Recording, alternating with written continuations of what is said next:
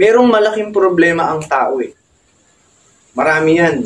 Pag-aaralan natin sa hapon na ito. At ang Panginoong Diyos po ay nag-aalok ng tulong. Nag-aalok siya ng tulong. Yan. Para masolusyonan po ang problema ng tao. Yan. Sa hapon po na ito, ang pag-aaralan natin ay bakit kinakailangan kong maging Kristiyano. Ikalawa po, ang makasalanan ay mapaparusahan sa kanyang pagkakasala. Yan ang isa pang problema ng tao.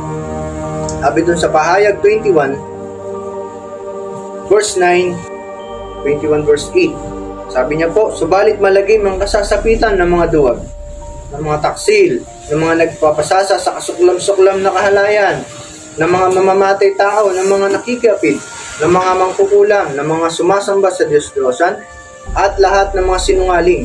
Ang magiging bahagi nila ay salawa ng nagliliyab na asupre. Ito ang pangalawang kamatayan. Yun po yung sinasabi ko kanina. At sabi po dun sa Hebrews 9:27, sabi ng Word of God is, ito po, itinakda sa mga tao na sila ay minsang mamamatay at pagkatapos ay ang paghuhukom.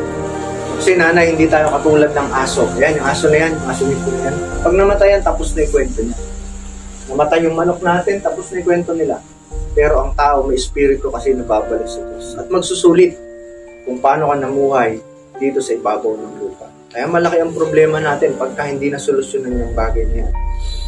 Kasi sabi po, basahin muli ang talatang aralin sa Galatians 5:19-21. Ano po bang sabi kasi ng Galatians 5 verse 19-21? Ito po ang sabi, hindi maikakaila ang mga hilig ng laman, pakikiapid, kahalayan at kalaswaan, pagsamba sa Diyos-Diyosan, pangkukulam, pagkapuot sa isa't isa, pag-aaway-away, pagsiselos, pagkakagalit at kasakiman, pagkakakampi-kampi at pagkakabahagi, pagkainggit, paglalasing, kalayawan at iba pang katulad nito. Muli ko kayong binabalaan, ang gumagawa ng mga ito ay hindi magkakaroon ng bahagi sa kaharian ng Diyos. Gaano kalaking problema yan? Pag wala kang bahagi sa kaharian ng Diyos, saan ka mapupunta? Diba? Sa pangwalang hanggang kapahamakan. Huwag po natin kalilimutan na sabi po, ang kasalanan at maling gawain ay madalas na hindi pinaparusahan dito sa lupa. Lalo na pagka mapera ka, diba? Pero, huwag natin kalilimutan, ngunit ang Diyos ay may talaan at nagsasabing bawat lihim ay mabubunyag sa liwanag sa paghukom. Anong sabi ng awit? Sa awit 90, verse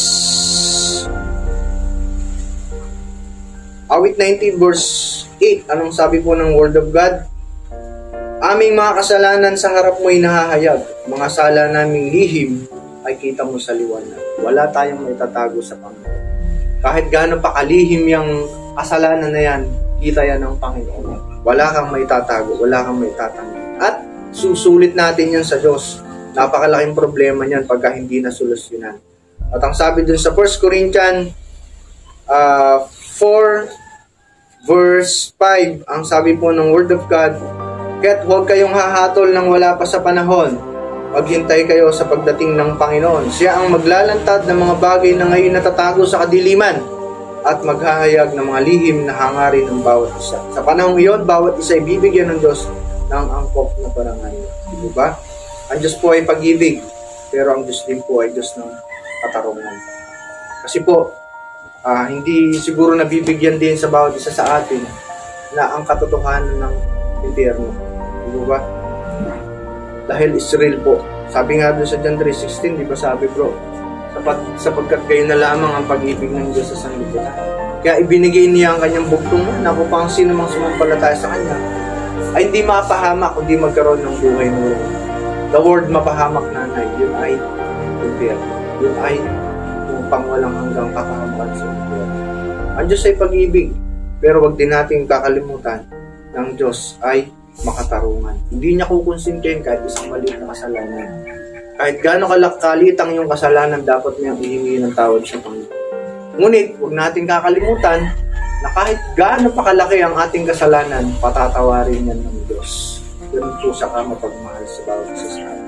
Kailangan lang yung mapakingkobang puso na babalik po tayo sa yan, yung ikalawang problema ng tao, ang makasalanan ay mapaparusahan sa kanyang pagkakasala.